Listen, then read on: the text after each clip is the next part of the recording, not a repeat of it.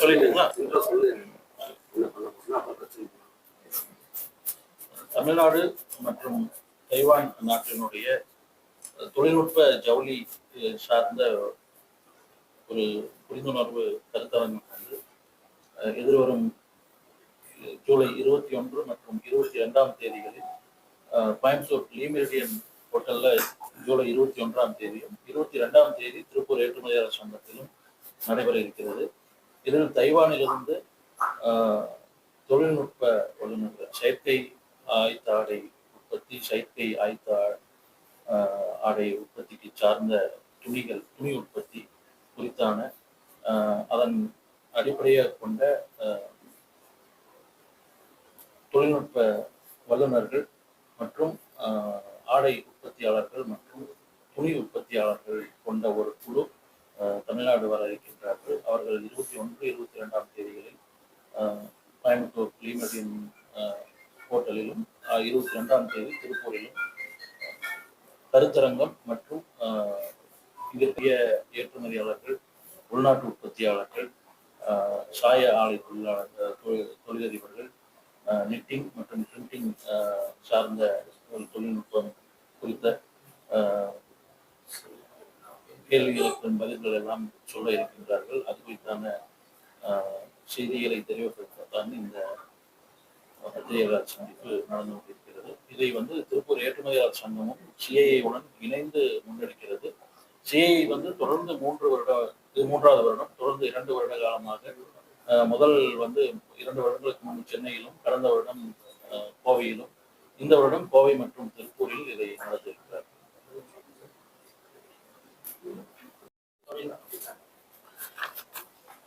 தாய்வான்ல இருந்து பாத்தீங்கன்னா கோபிகுமார் சிஐஏ சார்பா சொல்றேன். தாய்வான்ல இருந்து பாத்தீங்கன்னா நியர்லி ஒரு 15 கம்பெனிஸ் வராங்க.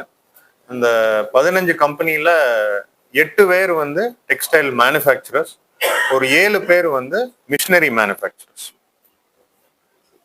அண்ட் அவங்க மெயினா பண்றது எல்லாமே பாத்தீங்கன்னா ஸ்போர்ட்ஸ் வேர், அவுட்டோர் வேர், எல்லாமே synthetics, mostly synthetics. And also வந்து சிந்தட்டிக் நூல் and synthetic fibres. For example நம்ம இந்தியாவில் ரிலையன்ஸ் இருக்காங்க, இல்லை இண்டோராமா, இல்லை பாம்பே டைங் அந்த மாதிரி இருக்காங்க இல்லையா, இல்லை சனாத்தன். ஸோ அந்த மாதிரி இருக்கிறவங்க பண்றவங்களும் தைவான்ல பண்ணிட்டு இருக்கிறவங்க வர்றாங்க, நம்ம இந்தியாவில் எக்ஸ்ப்ளோர் பண்றாங்க. இங்க வந்து பெரும்பாலான இது வந்து ரெடிமேடாக தான் பர்ச்சேஸ் பண்ணிருக்காங்க. இப்போ தற்சமயம் வந்து நம்ம வந்து ஃபேப்ரிக் வந்து ரெடிமேடாக தான் இம்போர்ட் பண்ணிட்டு இருக்கோம். பட் தொடர்ந்து அதை செய்ய இயலாது. ஏன்னா வந்து காஸ்ட் அப்படின்ற ஒரு ஃபேக்டர் இருக்கு. அப்போ அதை வந்து தொடர்ந்து இங்கே வந்து துணி உற்பத்தியையும் நூல் உற்பத்தியையும் நாம வந்து கட்டமைப்பை வலுப்படுத்துவதற்கான முயற்சியாகத்தான் இது போன்ற கருத்தரங்குகள் மற்றும் சந்திப்புகள். இப்போ நம்ம இப்போ பயன்படுத்துகிற மிஷின் எல்லாமே காட்டன் அந்த துணிக்கு கட்டாயமா வந்து இப்போ பண்ணிட்டு இருக்கிற நம்ம காட்டன் ப்ராசஸ் பண்ணக்கூடிய ப்ராசஸிங்லேயே வந்து நிச்சயமாக செயற்கை நூலிலை ஆடைகளையும் அதற்குண்டான துணிகளையும் வந்து உற்பத்தி செய்யலாம். அதற்கு தேவையான தொழில்நுட்பங்கள், சின்ன சின்ன தொழில்நுட்பங்கள் மற்றும் சில மாற்றங்களை வந்து செய்ய வேண்டியிருக்கு. அதுக்காகத்தான் வந்து 7 மிஷினரி மேனுஃபேக்சரர்ஸ் சொல்றாங்க. அவங்களோட வந்து இருக்கக்கூடிய டயர்ஸ் வந்து இன்ட்ராக்ட் பண்றப்போ அதுக்கான விடைகள் வந்து அவங்களுக்கு சுற்றுச்சூழல் காட்டன் ப்ராசஸிங்கை விட எம்எம்எஃப் உடைய இம்பாக்ட் வந்து சுற்றுச்சூழல்ல வந்து குறைவாக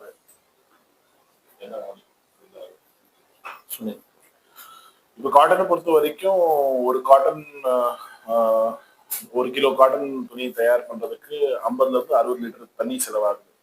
எம்எம்எஃப் ப்ராடக்ட் தயார் பண்றதுக்கு 30-35 லிட்டர் தான் செலவாகுது. எம்எம்எஃப் தயார் பண்ணும்போது சால்ட் யூஸ் பண்றது இல்லை, கெமிக்கல்ஸ்லாம் ரொம்ப கம்மி. அதே போல எம்எம்எஃப் கார்மெண்டோட லைஃப் ரொம்ப ஜாஸ்தி. காட்டன் கார்மெண்ட் கம்பேர் பண்ணும்போது லைஃப் வந்து டபுளா இருக்கும். அதனால நம்பர் ஆஃப் கார்மெண்ட் தயாரிக்கிறது குறைவா தேவைப்படும். ஸோ அதனால வந்து சுற்றுச்சூழலுக்கு வந்து பெனிஃபிட் தான் ஜாஸ்தி.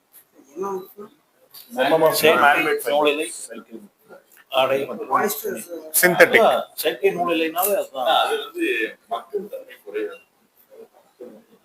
மக்கும் தன்மை குறைவா இருந்தாலும் மறுசுழற்சி வந்து பெரிய லெவல்ல சாத்தியம். இப்ப வந்து டைவான்ல பாத்தீங்கன்னா ஆர் ஈவன் இந்தியால பாத்தீங்கன்னா பயோடிகிரேடபிள் பாலியஸ்டர் அப்படிங்கறது தயாரிச்சிருக்காங்க. யூஸ்வலா பாலியஸ்டர் வந்து கொஞ்சம் டைம் எடுத்து தான் டிகிரேட் ஆகும் அப்படின்னா அதை வந்து 1/10 குறைக்கிறதுக்கு பயோடிகிரேடபிள் பாலியஸ்டர் வந்திருக்கு. காட்டன் அப்படின்ற ஒரு நேம் இருந்தது. இப்ப அது டோட்டலாவே மாறி பாலிஸ்டருக்கு மாறுற சூழலை வந்து உருவாகி கட்டாயமா காட்டன் அதிகமா எங்கேயுமே இல்லை. அது இல்லாம நம்ம மோஸ்ட்லி நம்ம திருப்பூர் மிஷினரிஸ் எல்லாமே காட்டனுக்கு யூஸ் பண்ற மாதிரி இருக்கு. இப்போ எல்லாமே பாலிஸ்டருக்கு மாறும்போது அதுக்கான மிஷினரிஸ் அங்கே இருக்கா? அதுக்கு என்ன மாதிரி நடவடிக்கை? அதுதான் காட்டனை வந்து தாழ்த்தி தான் பாலிஸ்டரை உயர்த்தக்கூடிய முயற்சி இது கிடையாது. காட்டனை பொறுத்த வரைக்கும் உங்களுக்கு வருடத்தில் வந்து 8 மாதம் தான் அல்லது 7 மாதம் அளவுக்கு தான் வந்து நமக்கு வேலையும் இருக்கு. தேவைகளும் வந்து அது ஏற்றுமதி தேவைகள் வந்து 6 to 7 மாதத்துக்கு மட்டும்தான் இருக்கு. மிச்சம் இருக்கிற 5 மாதங்கள் வந்து நம்ம குறைவான ஆர்டர்களை தான் நம்ம எடுத்துட்டு இருக்கோம். அப்போ அதை அந்த கேப்பை ஃபில் பண்ணணும் அப்படின்னு சொல்றோம்னா நம்ம வந்து செயற்கை ஆலை நூல்வேலை ஆலை நோக்கி நகரணும். ஒன்று. ரெண்டாவது, காட்டன் ப்ரொடக்ஷன் ரொம்ப குறைந்து கொண்டே வருகிறது ஒரு காரணம். இந்த காட்டன் ப்ரொடக்ஷன் குறைஞ்சிட்டு இருக்கிறப்போ மாற்று ஏற்பாடாக தான் வந்து இந்த செயற்கை நூல்வேலை ஆலை பற்றி நோக்கி நம்ம போகிறோம். அப்படி போகும்போது வந்து பார்த்தீங்கன்னு சொன்னா இன்னைக்கு மேலை நாடுகளில் வந்து காட்டனை காட்டிலும் வந்து இது மாதிரியான ஆடைகளுக்கு தான் வந்து இப்போ தற்சமயம் வந்து வரவேற்பு அதிகமாக இருக்கு. ஆனால் அதுக்காக காட்டனுக்கான டிமாண்ட் வந்து குறைஞ்சிடணும், அதுக்குண்டான இது போயிடணும் அப்படிங்கிறது அர்த்தம் கிடையாது. எவ்வளோ நீங்க கேட்ட மிஷின் பார்த்தீங்கன்னா இன்னைக்கு நமக்கு இருக்கக்கூடிய மிஷின்ல செய்ய முடியும். உதாரணத்துக்கு லைன்ல HPFC மிஷின் சொல்லுவாங்க. அதில் வந்து இன்னைக்கு நம்ம பாலிஸ்டர் காட்டணும், பாலிஸ்டர் காட்டணும், இல்லை சென்ட்ரல் பாலிஸ்டர் காட்டணும், என்ன காட்டணும் அதை நம்ம HPFC மிஷின் பண்ணுவோம். ஹை டென்ஷன் ஸோ அதை வந்து 100% பாலிஸ்டர் பண்ணும்போது அந்த மிஷின்லேயே செய்யலாம். லிமிடேஷன் அது என்ன, அது எப்படி மாற்றி கொண்டு வர முடியுங்கிறத பண்ணுறதுக்கு அந்த டெக்னிக்கல் கன்சல்ட் பண்ணுறோம். அதுக்கு வந்தாங்கன்னா உங்களுக்கு நூல் அதே மாதிரி பிரிண்டிங்காக இருக்கும், அதோட டைசிங் கெமிக்கல்ஸாக இருக்கும். ப்ளஸ் அதே மாதிரி மிஷின் கார்மெண்ட் மேனுஃபேக்சர் டெக்னிக்கல் மிஷின்ஸாக இருக்கும். சின்ன சின்ன மாற்றங்கள் தான் அதை நம்மளால் பண்ண முடியாதுங்கிற சூழ்நிலை கிடையாது. பண்ணலாம், சின்ன சின்ன மாற்றங்கள் போகும்போது அது பண்ண முடியும். 2 years முன்னாடி வேலை கொடுத்தப்போ இந்த ஈவெண்ட் கொடுத்தப்போ வந்து இந்த மாதிரி ஃபைபர் வந்து பெரிய அளவில் வரவேற்பு அதெல்லாம் பேசணும். வளர்ச்சியாவே தெரியல. கட்டாயமா வளர்ச்சி தெரியலன்னா எந்த மாதிரி சொல்றீங்க? தரவுகள் ஏதாவது? சார் இப்போ திருப்பூர் லோக்கல் மார்க்கெட் பார்த்தோம்னா சார் ஃபுல்லா பங்களாதேஷ் வந்து அந்த பாலியஸ்டர் ஐட்டம்ஸ் தான் வந்துருக்கு, காட்டன் மிக்ஸ்டர். ஸோ அது வந்து இந்த திருப்பூர் மேக்க வந்து ரொம்ப லாஸ் ஆச்சுன்னு சொன்னாங்க. திருப்பூர் லோக்கல் இது வந்து எக்ஸ்போர்ட்ல பாதிக்குமா? அதாவது இப்போ பங்களாதேஷ்ல இருந்து கொண்டு வந்து லோக்கல் மார்க்கெட் அஃபெக்ட் பண்ணிட்டு இப்போ நீங்களும் அதே மேக் பண்ணும்போது ஸோ அந்த காஸ்ட் வைஸ் வந்து அங்கத்துக்கும் இங்கத்துக்கும் நிறைய வேரியேஷன்ஸ் வருவாங்க சார். ஸோ அப்போ அது எக்ஸ்போர்ட்டை பாதிக்குமா? இல்ல, நிச்சயமா எக்ஸ்போர்ட்டை பாதிக்காது. இப்ப அந்த மாதிரி உள்நாட்டு தயாரிப்பை பாதித்தது கூட இப்ப சமீபத்தில் மத்திய அரசாங்கம் வந்து பல்வேறு இது மூலியமா அதாவது நோட்டிபிகேஷன் கொடுத்துருக்காங்க. ஒரு குறிப்பிட்ட மினிமம் இம்போர்ட் பிரைஸ் இந்த மாதிரி நிறைய ரெஸ்ட்ரிக்ஷன்ஸ் கொடுத்து அதையும் வந்து இன்னைக்கு பெருமளவுல குறைச்சிருக்காங்க. அப்படி பெருமளவு ஒரு பக்கம் குறையும் போது இங்க வந்து ஃபேப்ரிக் கிடைக்கிறதுல ஒரு பெரிய தட்டுப்பாடு இருக்கும். அந்த தட்டுப்பாடை போக்குவதற்கு தான் இந்த மாதிரியான முயற்சிகள்ல நம்ம இறங்கிறோம். கட்டாயமா இதுக்கே ஓகேவா இருக்குங்க. சின்ன சின்ன மாற்றங்கள் மட்டும் செய்யணும். அதுக்காக தான் இந்த கருத்தரங்கம். என்ன மாதிரியான மாற்றங்கள் அதை செய்யணும் அப்படின்னு கட்டாயமா பண்ண முடியுங்க. நம்ம என்னைக்கு வந்து காட்டன்ல வந்து நம்ம வந்து ப்ளீச்சிங்ல இருந்து டையிங் போனோம். அப்போ வந்து கார்பைன் சொல்லுவோம், அந்த மாதிரியான ஒரு இடத்துல டையிங் பண்ணிட்டு இருந்தோம். அப்புறம் டைல்ஸ் போட்ட விஞ்ச் வந்துச்சு. அதுக்கப்புறம் பார்த்தீங்கன்னா இரும்புல விஞ்ச் வந்துச்சு, கடாயில விஞ்ச் செஞ்சாங்க. அதுக்கப்புறம் பார்த்தீங்கன்னா லேட்டஸ்டாக இன்னைக்கு இருக்கக்கூடிய டெக்னாலஜி எல்லாம் நிறைய வந்துச்சு. அப்போ மாற்றம் அப்படின்றது ஒரு விஷயம் மாறாது தான். இன்னைக்கும் அந்த மாற்றங்களை வந்து அடாப்ட் பண்றதுக்கு என்னன்னா ஜென்ரலா எல்லா பக்கம் இருக்கிறது தான், உளவியல் தான். யார் பூனைக்கு மணி இருக்கிறது ஒருத்தங்க ஆரம்பிக்கிறப்ப அவர் அப்படியே அது வந்து கீழே வரைக்கும் அவங்களுடைய கெப்பாசிட்டிக்கு தகுந்த மாதிரி இன்வெஸ்ட்மெண்ட்டுக்கு தகுந்த மாதிரி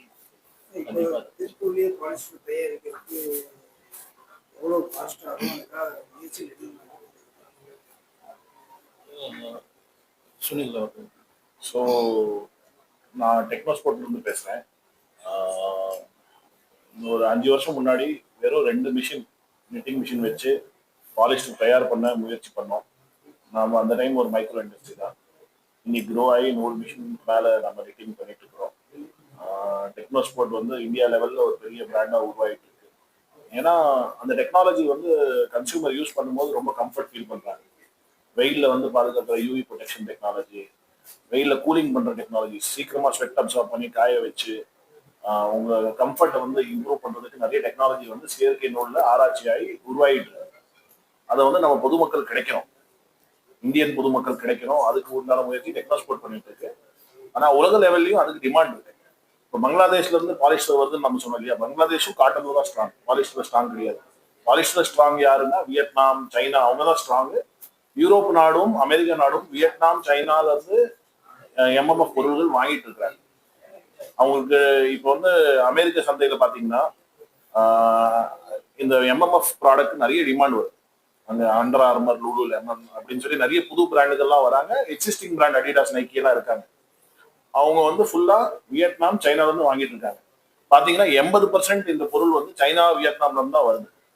ஆனா அவங்க வந்து வேற மார்க்கெட்ல இது எங்களுக்கு கிடைக்குமா அப்படிங்கறது முயற்சி பண்ணிட்டு இருக்காங்க. ஸோ நமக்கு வந்து இது வேலை வாய்ப்பு தான், அதிகமான வரக்கூடிய வேலை வாய்ப்பு தான். இதை பத்தி நாம தெரிஞ்சுக்கிட்டு இல்ல ஆராய்ச்சி பண்ணி இல்ல வந்து தைவானோட சேர்ந்து இந்த டெக்னாலஜி நம்ம இங்க டெவலப் பண்ணோம்னா அமெரிக்க சந்தையில, யூரோப் சந்தையில நமக்கு நிறைய வாய்ப்பு கிடைக்கும். அதுக்கான முயற்சி தான் நம்ம பண்ணிருக்கோம். சார் காஸ்ட் வைஸ் எப்படி சார் இது? அதுதான் சொல்ல வந்தேன். காஸ்ட் வைஸ் வந்து இன்னைக்கு முன்னணி பிராண்டுகள் வந்து ஒரு வாங்கி வச்சுட்டு இருக்கிற காஸ்ட்ல வந்து ஒரு சாதாரண மனிதர்கள் வந்து வாங்க முடியாத ஒரு சூழல் இருக்கு. அதை வந்து நிச்சயமாக மாற்றி அமைப்பதற்காக தான் இத்தனை முயற்சி நடந்துட்டு இருக்கு. அவங்க வச்சிருக்கக்கூடிய பிரைஸ் பாயிண்ட்ல இருந்து எளிய மக்களுக்கும் இந்த மாதிரியான ஆடைகள் வந்து அதே குவாலிட்டியில சாத்தியப்படுத்தணுங்கிறதுக்காக தான் இந்த மாதிரி முயற்சி இருக்கு. நிச்சயமா அது சாத்தியம் ஆயிட்டு இருக்கு. அதுக்கு ஒரு பெரிய எக்ஸாம்பிளே வந்து டெக்னோ ஸ்போர்ட்ஸ் தான். இது மாதிரி இன்னொரு 50 டெக்னோ ஸ்போர்ட்டுகள் திருப்பூர்ல உருவாக்கணும் அப்படிங்கிறது தான் இதோடைய நோக்கம். இன்னொன்னு காஸ்ட் பெரிய ப்ராப்ளம் இல்லை. இதுல வந்து குவாலிட்டி தான் இன்னைக்கு நம்மளால கொடுக்க முடியல. காஸ்ட் வந்து நம்மளால திருப்பூர்னால கொடுக்க முடியுது. இந்த பொருள் பொறுத்த வரைக்கும் பிராண்டெல்லாம் நல்ல காஸ்ட் கொடுத்தது ரெடியா இருக்காங்க. இப்போ நீங்க வந்து மார்க்கெட்ல போனீங்கன்னா, ஒரு அடிடாஸ் ஷோரூமுக்கோ நைக்கி ஷோரூமுக்கோ போனீங்கன்னா, காட்டன் ஆடையோட எம்எம்எஃப் ஆடை தான் காஸ்ட்லியா இருக்கும். ஆனா அதோட ரா மெட்டீரியல் பிரைஸ் கம்மி. ஏன்னா அந்த ப்ராடக்ட்ல வேல்யூ எடிஷன் ஜாஸ்தி, டெக்னாலஜி ஜாஸ்தி, வேல்யூ எடிஷன் ஜாஸ்தி. ஆனா அது வந்து நாம தெரியாம இருக்கிறோம், அறியாம இருக்கிறோம். நம்ம விலை கம்மிக்கு கொடுக்குறோம். ஆனா அந்த பொருள் வந்து மார்க்கெட்ல அக்செப்டன்ஸ் இல்லை. மார்க்கெட்ல வந்து நல்ல டெக்னாலஜி ப்ராடக்ட் கேட்கறாங்க, அது நமக்கு தெரியல. அது அவங்க கிட்ட தைவான் கூட சேர்ந்து கலந்து நம்ம தெரிஞ்சுக்கலாம். அந்த டெக்னாலஜி வேல்யூ எடிஷனை எப்படி நம்ம இம்ப்ரூவ் பண்ணலாம், ஒரு நார்மல் டெக்ஸ்டைல டெக்னிக்கல் டெக்ஸ்டைலா ஆக்கி கன்சியூமருக்கு எப்படி கொண்டு போலாங்கிறத முயற்சி. சார் இப்போ 2030 வந்து $10 பில்லியன் சொல்லி நீங்க இலக்கு இது இருக்கக்கூடிய இந்த 6 ஆண்டுகள் இந்த இலக்கை நம்ம அடிக்கணும். ஏன்னா பசுமை சார் உற்பத்தியில நம்மளுடைய கடந்த 2 வருடங்கள்ல மட்டுமே நம்ம வந்து 18 இருந்து 22% ரெஜிஸ்டர் பண்ணிருக்கோம். 35,000 கோடி ரூபாய் அப்படின்னு தான் ஒரு கடந்த நிதியாண்டுக்கு முன்னால வரைக்கும் நம்ம வந்து அச்சீவ் பண்ணிட்டு இருந்ததை, கடந்த நிதியாண்டுல வந்து கோயம்புத்தூர், திருப்பூரும் சேர்றப்போ 44,747 கோடி ரூபாய் ஏற்றுமதி ரெஜிஸ்டர் பண்ணியிருக்கோம். அது இல்லாம ஒரு 5,000 கோடி ரூபாய் மர்ச்சன்ட் எக்ஸ்போர்ட், அதாவது பாத்தீங்கன்னா பெங்களூரு, மெட்ராஸ், பாம்பே, டெல்லி எக்ஸ்போர்ட் வந்து இங்க இருக்கிற உற்பத்தியாளர்களுக்கு தயார் பண்ணி அவங்க வாங்கி ஏற்றுமதி பண்ணணும். அதுல ஒரு 5,000 கோடி. அப்படி பாத்தீங்கன்னா கிட்டத்தட்ட 50,000 கோடி ரூபாய்க்கு அளவுக்கு இங்க ஏற்றுமதி வந்து உயர்ந்து இருக்குது அப்படின்னு சொல்லி சொன்னா, இதே வேகத்துல நிச்சயமா செல்வதற்கான அனைத்து சாத்தியங்களும் அமைஞ்சிருக்குதுன்னு தான் சொல்றேன். இந்த யூகே உடைய ஃப்ரீ ட்ரேட் அக்ரிமெண்ட் ஆகட்டும், அமெரிக்காவுடைய டேரிஃப் நம்ம இந்தியாவுக்கு சாதகமா இருக்கக்கூடிய சூழல், அமெரிக்கா கூட வரக்கூடிய அந்த பைலாட்டரல் ஒப்பந்தம், இதெல்லாம் வந்து நமக்கு ஒரு பெரிய நல்வாய்ப்பை கொடுத்துருக்கு அப்படின்னு சொல்லிட்டு. இன்னொன்னு புவிசார் அரசியல் மாற்றங்கள் எல்லாத்துக்குமே தெரியும். பெரிய பெரிய வல்லரசுகள் எல்லாம் வந்து அணி சேர்ந்து கொண்டு இருக்கும்போது இந்தியா மற்றும் ஒரு நடுநிலையாக எல்லோரிடம் ஒரு நேசத்துடன் நடந்து கொண்டிருக்கக்கூடிய நாடாக இருக்கக்கூடிய காரணத்தினால நமக்கான வாய்ப்புகளை வந்து கொடுக்கறதுக்கு எல்லா நாடுகளும், வளர்ந்த பொருளாதாரங்கள் தயாராக தான் இருக்கு. அதுவும் ஒரு சாதகமான சூழல் இருக்கும்போது நிச்சயமாக வந்து இந்த வளர்ச்சியும் நம்ம அந்த இலக்கையும் வந்து நிச்சயமா அடையலாம் அப்படிங்கிறது. எம்எம்எஃப் நம்ம வந்து ஒரு 6-7 வருஷமாவே வந்து சொல்லிட்டு இருக்கிறோம். 20% நம்ம ப்ரொடக்ஷன் எம்எம்எஃப்க்கு மாற்றணும் அப்படின்னு சொல்லிட்டு திரும்பவும் நான் ஒன்னு வந்து வலியுறுத்துறேன். காட்டனை வந்து தாழ்த்தி எம்எம்எஃப் வளர்க்கணும்னு சொல்லலை. 7 மாதத்துக்கு மட்டும்தான் காட்டன் டிமாண்டா நம்ம ஆடைகள் தயார் பண்ணிட்டு இருக்கிறோம். மிச்சம் இருக்கிற 5 மாதங்கள் வந்து ஒரு மந்தமான சூழ்நிலை தான் இருக்கு. அந்த குளிர்கால ஆடை உற்பத்தி ஆகட்டும் அல்லது இந்த மாதிரி ஆக்டிவ் வேர், ஸ்போர்ட்ஸ் வேர் உற்பத்தியில வந்து நம்ம பின்தங்கி தான் இருக்கிறோம். அதையும் வந்து நம்ம இன்னைக்கு வந்து அட்ரஸ் பண்ணி அதையும் நம்ம வந்து சரிசமமாக இல்லாவிட்டாலும் கூட குறைந்தது ஒரு 20% அந்த மாதிரியான ஆடைகளை உற்பத்தி பண்ணும்போது ஒரு முழுமையான வளர்ச்சியை நோக்கி வருடம் முழுவதும் ஒரு ஸ்திரமான ஒரு வேலை வாய்ப்பு கிடைக்கக்கூடிய ஒரு சூழ்நிலை நோக்கி நம்ம அதுக்காகத்தான் முயற்சி. சப்போர்ட் பண்ற போது காட்டன் யான் பிரைஸ் அது சம்பந்தமான டிமாண்ட் எல்லாம் எப்படி இருக்கிற போது காட்டனுக்கான டிமாண்ட் உங்களுக்கு காட்டன் அப்படின்றது வந்து திருப்பூரை மட்டுமே மையப்படுத்தி இங்க காட்டன் நடக்கல.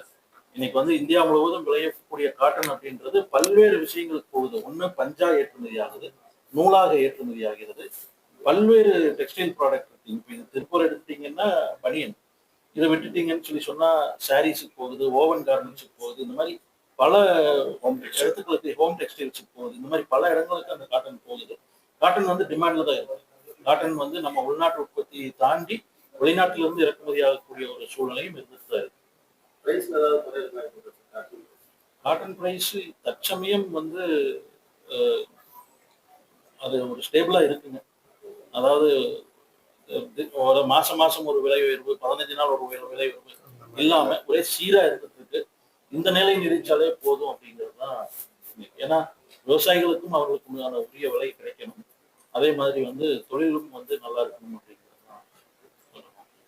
ஒரு சின்ன கருத்தை மட்டும் தெரிவிச்சு, எக்ஸ்போர்ட் டார்கெட்னு நம்ம பேசுறோம் 2030க்குள்ள. அதுல 30% தான் அவர் சுனில் சார் சொன்ன மாதிரி MMF. ஸோ அதுதான் அந்த ஷேர் ஆஃப் MMF. பட் நம்ம இது மட்டும் நம்ம எக்ஸ்போர்ட்டை பத்தி மட்டுமே பேசிட்டு இருக்கோம். இந்தியாவில் டொமெஸ்டிக் மார்க்கெட் ஒரு பெரிய மார்க்கெட். நம்ம எக்ஸ்போர்ட் பண்றது 45 பில்லியன்னா நம்ம domestic market is nearly 120 to 130 billion.